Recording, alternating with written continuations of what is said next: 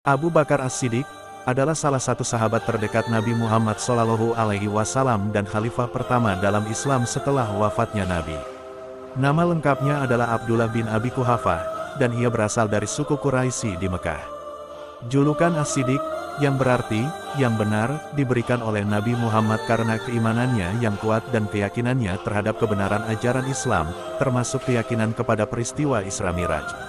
Abu Bakar lahir di Mekah dalam keluarga terpandang dari Bani Taim.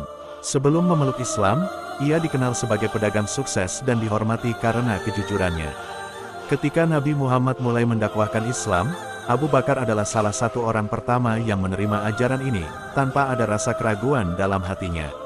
Ia memainkan peran penting dalam menyebarkan Islam, membawa banyak tokoh penting lainnya untuk masuk Islam, seperti Utsman bin Affan, Zubair bin Awam, dan Abdurrahman bin Auf. Abu Bakar dikenal sebagai sahabat yang paling setia kepada Nabi Muhammad. Ia selalu berada di samping Nabi dalam momen-momen penting, termasuk ketika keduanya hijrah dari Mekah ke Madinah untuk menghindari penindasan kaum Quraisy. Dalam perjalanan itu, Abu Bakar menemani Nabi Muhammad di dalam Gua Sur, dan kisah ini sering dikaitkan dengan loyalitasnya yang luar biasa.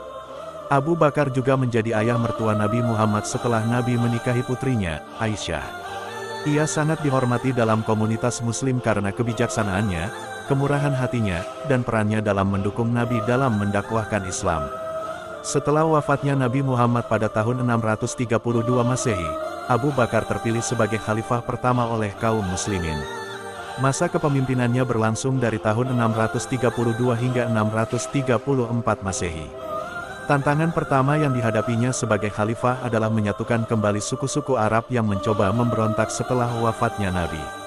Ia juga memulai ekspansi Islam dengan mengirim pasukan ke wilayah-wilayah seperti Persia dan Levan. Salah satu pencapaiannya yang paling signifikan sebagai khalifah adalah menyusun Mushaf Al-Quran. Pada masa kepemimpinannya, banyak sahabat yang hafal Al-Quran gugur dalam peperangan, sehingga ia memerintahkan Zaid bin Sabit untuk mengumpulkan ayat-ayat Al-Quran agar tidak hilang. Abu Bakar wafat pada tahun 634 dalam usia 63 tahun, hanya 2 tahun setelah menjadi khalifah. Sebelum wafat, ia menunjuk Umar bin Khattab sebagai penggantinya, dimakamkan di sebelah Nabi Muhammad di Madinah, di dalam Masjid Nabawi. Abu Bakar As-Siddiq dikenal sebagai pemimpin yang adil, rendah hati, dan berkomitmen kuat pada ajaran Islam. Kepemimpinannya yang singkat namun penuh makna, telah membantu menjaga kesatuan umat muslim dan memastikan kelangsungan ajaran Islam setelah wafatnya Nabi Muhammad.